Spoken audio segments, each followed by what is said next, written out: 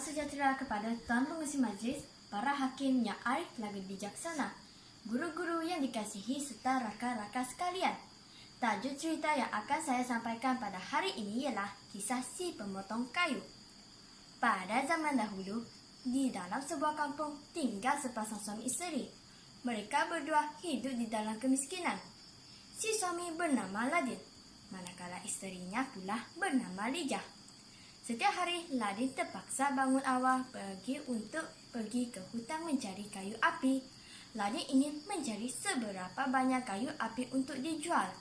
Ladin hanya akan pulang ke rumah apabila waktu senja menjelang. Ladin seorang yang sangat rajin. Dia tidak pernah mengeluh atau mengadu kepenatan kepada isterinya.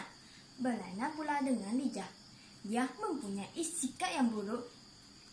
Lijah merupakan seorang isteri yang pemalas. Masanya banyak dihabiskan dengan bertandang ke rumah-rumah jiran sambil berbual kosong. Lijah amat suka menceritakan tentang semua perkara yang disampaikan oleh suaminya kepada jiran-jirannya. Janganlah awak suka menceritakan semua perkara kepada jiran-jiran kita. Cubalah awak berubah sikap. Saya bimbang suatu hari nanti awak akan menyesal, kata Ladin kepada isterinya. Jangan awak nak menasihati saya, balas Lijah dengan mukanya yang masam. Begitulah nasib yang harus diterima oleh Ladin. Sudahlah terhidupnya sikap miskin, malangnya bertambah kerana mempunyai seorang isteri yang degil dan suka membantah kata-katanya. Ladin rehat menerima ketentuan Tuhan. Pada suatu hari, semasa Ladin dalam perjalanan pulang ke rumah, dia merasa letih. Tekaknya juga merasa sangat dahaga. Baik aku minum air sungai itu, lagipun hari masih terang. Alangkah gembira, kata Ladin sendirian. Ladin minum dan membasuh seluruh mukanya dengan air sungai itu. Alangkah gembira dan bahagia hidupku jika aku menjadi seorang yang kaya raya, kata Ladin sendirian. Tiba-tiba Ladin terlihat satu merupai sebuah peti. Dia bercakap, apakah bendanya itu? Bersinar-sinar apabila terkena pancaran cahaya matahari, kata Ladin kehairan. Tanpa membuang masa, Ladin segera terjun ke dalam sungai itu dan menarik peti tersebut. Wah, peti ini mengandungi wang, emas, intan dan permata. Aku sudah menjadi orang yang kaya raya, jerit Ladin dengan sungguh gembira.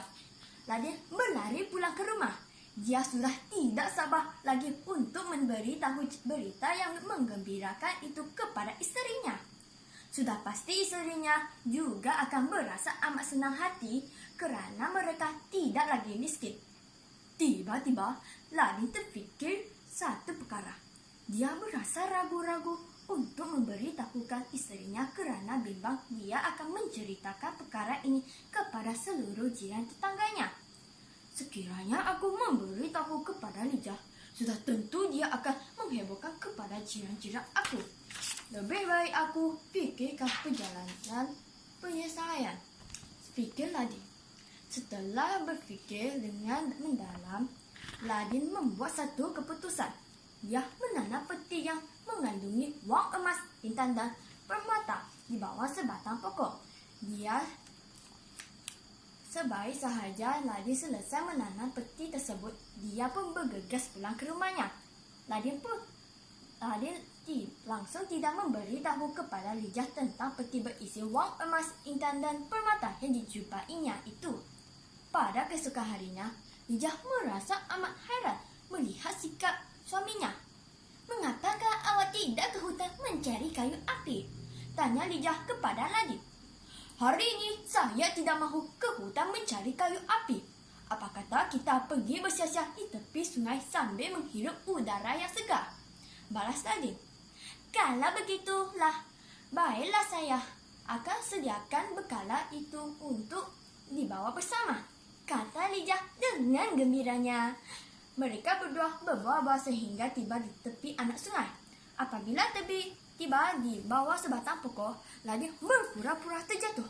Oh, Saya terlanggar satu benda yang sangat keras. Tentu ada sesuatu di bawah pokok ini, kata Ladin.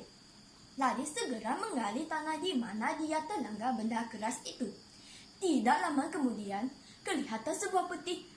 Ladin berpura-pura terkejut. Wah, peti ini mengandungi wang emas, intan, dan permata. Jerit Lijah sebaik sahaja. Ladin membuka peti tersebut. Ya, nasib kita baik dan kita amat bertuah hari ini. Tidak sia-sia saya mengajak kamu bersiasat. Rupa-rupanya ada sesuatu yang akan kita dijumpainya di sini, kata Ladin pula. Lekas kita bawa peti ini pulang ke rumah. Saya harap awak tidak menceritakan kepada sesiapapun, kata Ladin lagi. Lijah hanya mengangguk-anggukkan kepalanya tanda setuju dengan kata suaminya.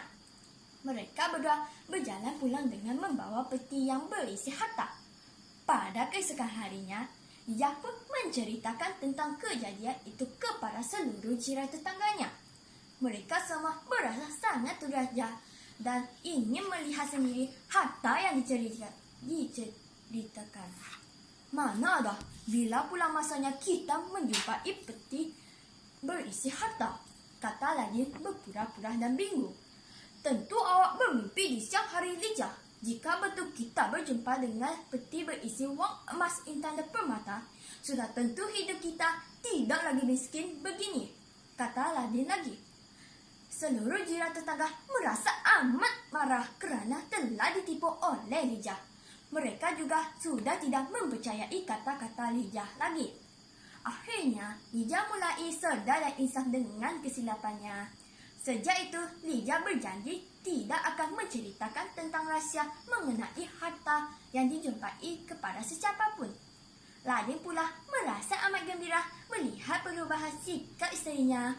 Mereka berdua hidup gembira dan menjadi kaya raya. Pengajaran yang dapat kita belajar dari cerita ini ialah janganlah mengheboh-hebohkan hak keluarga kepada orang lain. Sekian, terima kasih.